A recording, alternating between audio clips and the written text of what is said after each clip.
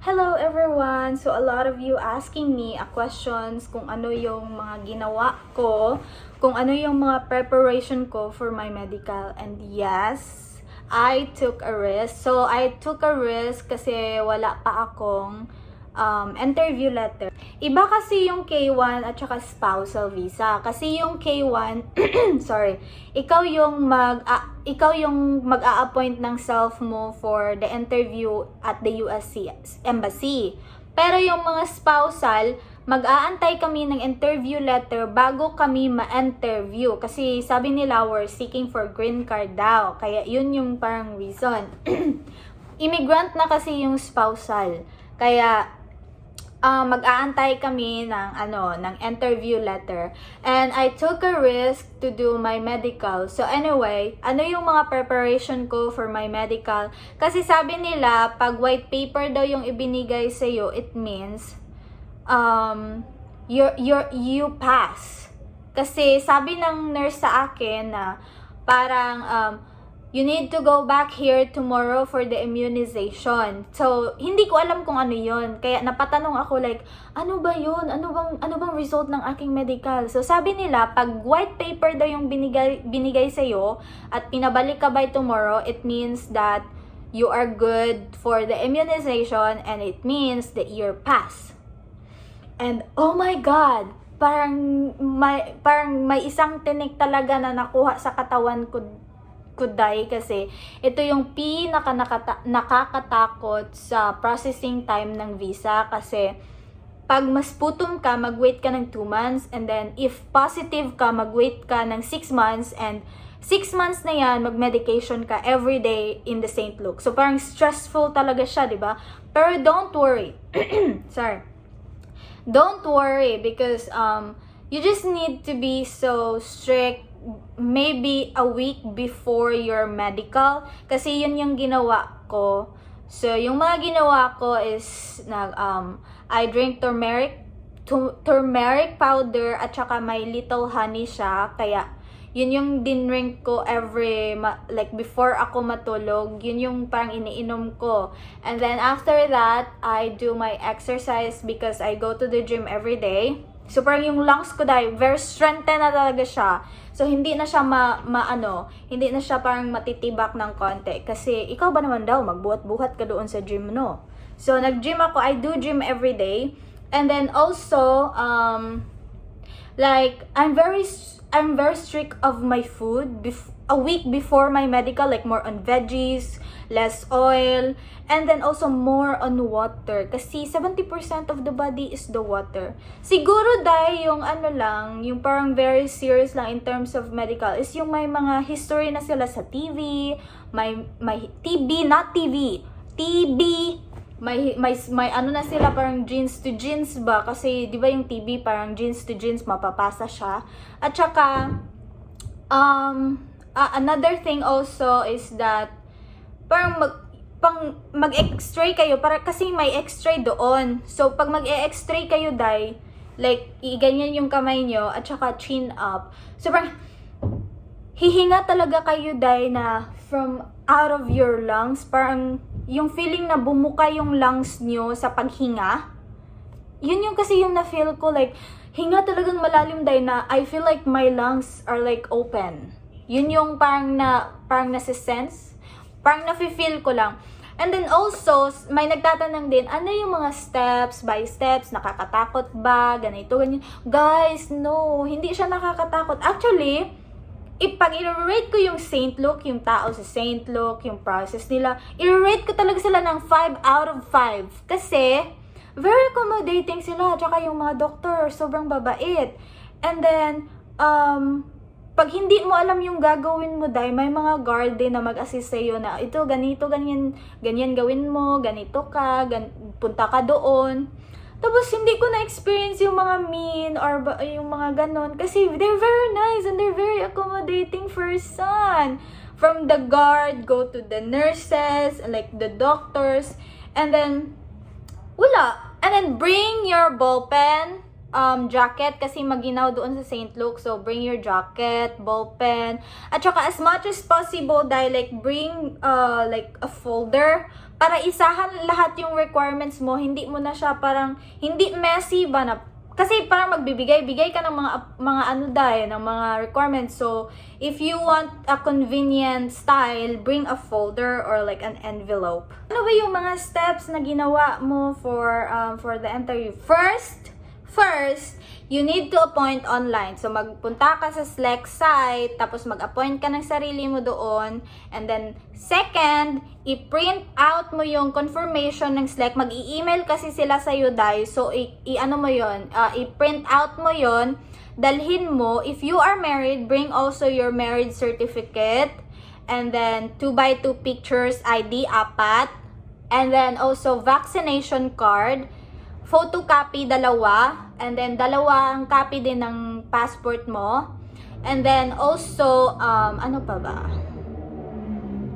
Ballpen. Payment, of course, 18,540.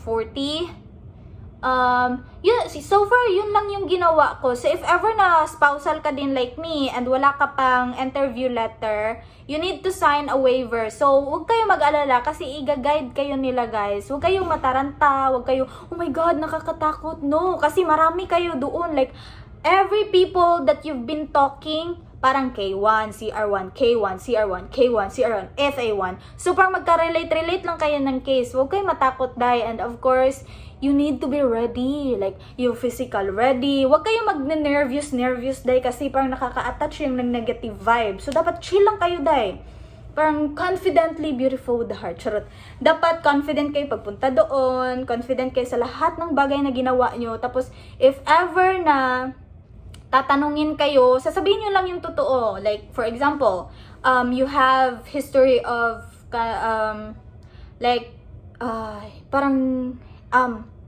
chicken fox. So, sabihin mo, if wala talaga, no. Tapos, mag-fill up kayo doon, may fill upan kayo, tapos check nyo lang, basahin nyo ng maigi, tapos check. Puro no yun sa akin kasi wala naman akong history sa mga ganun. So, yung chinek ko talaga dahil is puro no talaga, like no talaga dahil.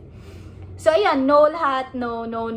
And then, after that, 24 below. So, 24 below needs to have a urine test. So, since I am turning 24 by this August 28, I need to have my urine test. Pero kaso, last ko na yung ginawa kasi nagsunod-sunod na yung Nagsunod-sunod na yung iba. Kasi, umihi na ako dahil dapat pala hindi pa ako umihi. Inantay ko na lang muna na parang sasabihan ako na, oh sige, iihi ka na dahil. So, hindi ko man alam din na iihi pala. So, sabi ng nurse sa akin, so alam mo, kailan ka huling umihi, ma'am? Sabi ko, kanina na po, maya-maya lang, mga 1 minute ago, no, 30 seconds ago. Sabi niyo, oh, okay, sige, you know what, ma'am, we need to, the requirements is we need to wait 1 hour at least, or more than 1 hour, before ka mag-ihi ulit, kasi kukuhanan ka po namin ng ihi. Kasi yung age nyo po is you're still turning 24, so the requirements is, if you're below 24, you need to have a urine test. Sabi ko, okay po. So, sabi niya naman sa akin, while you're waiting the time, you can do the other process. Sabi niya, punta ka ng 5th floor to do my physical exam. Punta ka ng, pagkatapos ito, okay, let's talk about the step by step. So, pagpunta mo ng Slack, ibigay mo sa guard yung confirmation mo na ginawa mo online. So, kukunin nila yon at saka punta ka ng photo room. Magantay ka, ibigay mo yung paper, tapos magantay ka, tawagin yung pangalan mo. Pag natawag yung pangalan mo, magpipicture ka dahil. Like, magpipicture ka talaga na, ganyan, picture. Parang valid ID na picture dahil. And then after that, pag ipapasa nila yan doon sa kabilang cubicle, tapos magantay ka na naman para matawag yung name mo. Pag natawag yung name mo, ihanda mo yung vaccination card mo na photocopy like what I said earlier. And then yung 2x2 pictures mo, 4. And then photocopy of your if you're married, DS-260. If you don't have any interview letter, DS-260. Yung front page lang yung may barcode. And then also your passport. And then, yun lang yung hinanap sa akin, day. Yun lang, so far, yun lang naman. So, pagkatapos dun, uupo ka naman, day. Bigyan ka nila ng parang card na maliit na paper na may color coding at saka may number. So, pag upo mo doon, mag-antay ka na naman na matawag yung name mo, matawag yung color code mo, at saka number.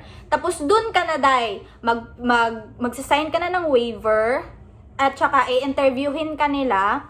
Tapos, hihingan ka nila ng passport, kasi i-check nila yung full name mo. So, since I am married, hinanapan ako ng marriage certificate. Mas better if dala-dala nyo lahat ng requirements nyo, guys, in case of emergency. So, and then also, pagkatapos doon, proceed ka naman sa 5th floor.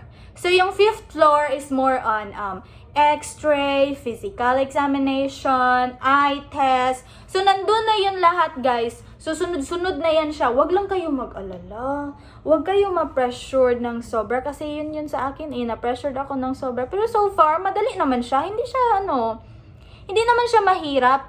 And also, you need to be a good listener. So, dapat listener ka, day, kasi tatawa. Ang ingay kasi sa loob. Sobrang ingay sa loob. So, if ever na hindi mo marinig yung name mo na tinatawag, malilate ka, day. Mauuna yung iba sa'yo. So, dapat you need to pay attention. At saka, as much as possible, wear something that it's very comfortable na parang ang bilis lang hubarin, day. Kasi parang 2 beses ata kayo maghubad-hubad. Oo, 2 beses kayo maghubad-hubad. At saka, itetest kung may bukol kayo sa chest, sa dibdib, parang sa tiyan. Tapos, tatanungin lang kayo ng doktor kung may history ba kayo for medication. Yun lang naman yun. Hindi naman siya mahirap. Kaya, chill lang kayo. Yes po, chill lang kayo. Update ko kayo tomorrow kung ano na yung totally result ng aking medical. Pero chill lang. So, sa mga magme-medical dyan, wag lang kayo matakot, day. Wag kayo matakot. Natural lang yan kasi 'di ba? Lahat naman tayo tao lang. So if ever hindi mo alam yung gagawin mo, magtanong-tanong ka lang, day. Wag kang mahiyang magtanong. Charot. But anyway, so the only thing that it worried me the most is that wala pa kasi akong interview letter from US Embassy. So, I took a risk of taking my medical kasi 6 months siya mag-expired. So, parang sinasabi ko, okay, while waiting the interview letter, I need to do my medical in case na mayroong mangyari. So, ngayon naman, yung nagbabother talaga sa akin, what if hindi kami mabigyan ng interview letter and then mag-i-expire yung medical ko, day, which is magme-medical na naman ako ulit. So, depende lang talaga yan sa inyo if you wanted to take risk or hindi. Pero kung gusto niyo naman mag-take risk, why not? Pero kung hindi kayo prepared, wag lang din, okay? Wala naman tong persahan. Sa akin lang naman yon. So, okay. So, ayun na.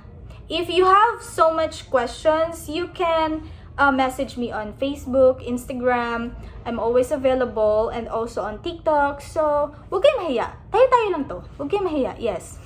Okay, update ko kayo tomorrow. Bye! So, update po ng medical ko ay pass.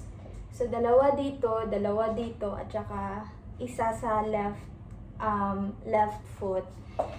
So, sa mga mag-medical, good luck, guys. Hindi naman siya mahirap, madali lang, kagaya ng sinabi ko sa mga videos.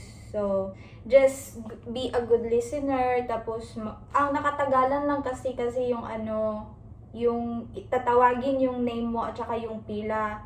But aside from that, yung mga the way sila mag-process, ang bilis lang talaga, I swear. So, pagod ako, guys. Sobrang pagod ako, like hindi ko magalaw itong mga kamay, mga arms ko. Bye!